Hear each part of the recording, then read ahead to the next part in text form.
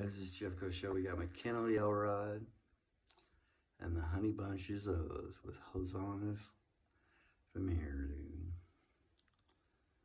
Had Colonius kill my son or sire, or lean in ambush to retain my life, or heeding out my dearest this might have an excuse to work upon his wife as in revenge of acquittal of such strife. But as he is my kinsman, my dear friend, the shame and fault finds no excuse and no end. Shameful it is, the fact be known, hateful it is, there is no hate in loving, I'll beg her, but she is not her own. The worst is but denial and reproving. My will is strong, past reasons weak removing. Who fears a sentence or an old man's saw? Shall by a painted cloth he kept in awe. Thus graceless, hold he dissipation, between frozen consciousness and not hot burning will, with good thoughts make dispensation, urging the warrior, the worser sense for vantage still, which in a moment doth confound and kill all pure effects, and doth so far proceed, and that which is vile like a virtuous deed.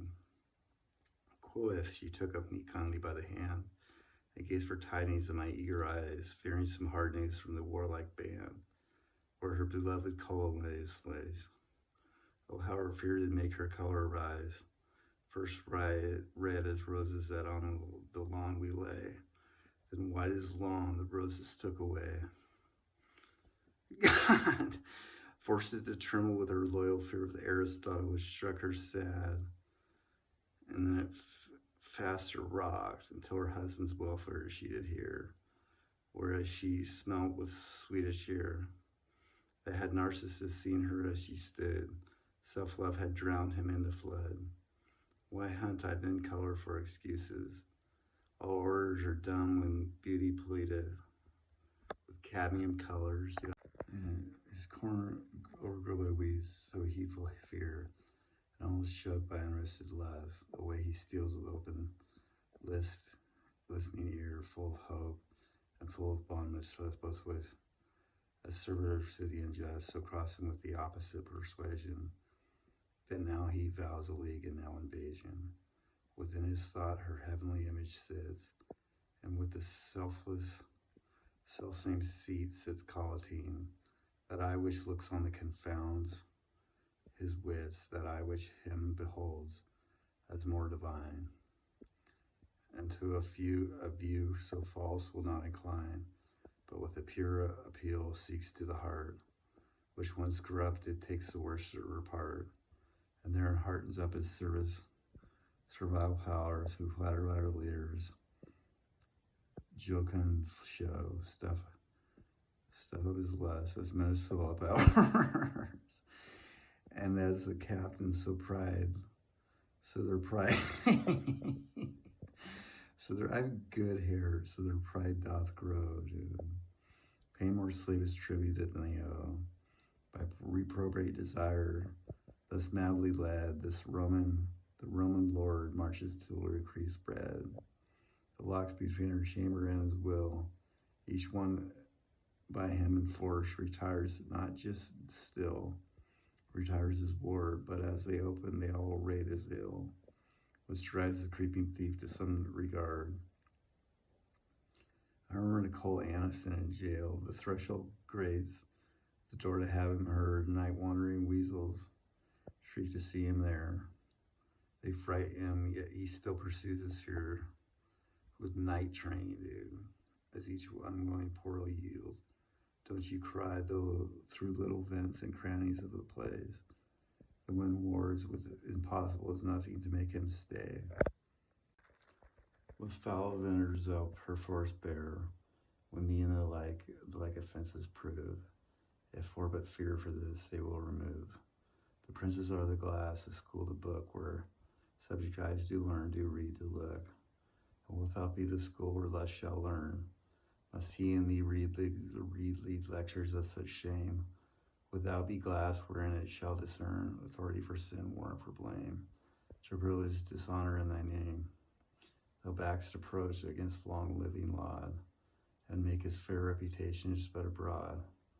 Hast thou command by him that gave it thee, from a pure heart command thy rebel will, draw not by the sword to guard inquity, for it was lent to all they brought to kill. Thy princely office, how canst thou fill, when patterned by the fault foul sin may say? He learned to sin, and thou didst teach the way. Think but how vile a spectacle if it were to view my present trespass in another. Men's falsities seldom do themselves appear, their own transgressions partially they smother. This guilt would seem death-worthy in thy brother. Oh, how are they wrapped in with infirmaries, that from their own misdeeds, askance from their eyes, to thee, my heaven, heaved up hands appeal, not to seducing lust, thy rash railer. I sue for exile, the majesty's repeal. Let him return, and flattering thoughts retire. His true respectful prison false desire, and wipe the dim mist from my doffing eye. Thou shalt see thy state, and pity mine. Have done, quaff my uncontrolled tide, turns not but swells the higher by his lead. Small lights are soon blown out, huge fires abide, and with the wind in greater fury feed. Fucking hair, dude. Her hair, my hair. Imagine her as one dead tonight, for dull sleep by dreadful fancy waking. She thinks she hath beheld some ghastly sprite, whose grim aspect sets every joint a shaken. What terror 'tis till she were sure taken. From sleep disturbed, he doth view the sight which makes supposed terror true. Wrapped and confounded in 1,000 fears, like to a new killed bird she trembled lies. She dares not look, yet winking there she appears, quick shifting annex, ugly in her eyes. Such shadows are the weak brain's forgeries. What anger the eyes lies from their lies. The darkness daunts them with more dreadful sighs. His hand that remains upon her breast, rude rammed to batter such an ivory wall, may feel her heart, poor citizen. That's not endless distress, winning itself to death, rise up and fall, beating her bulk that his hand shakes with all that's me.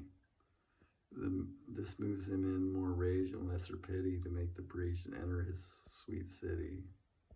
First like a trumpet doth his tongue begin. The sound of parley to his heartless foe.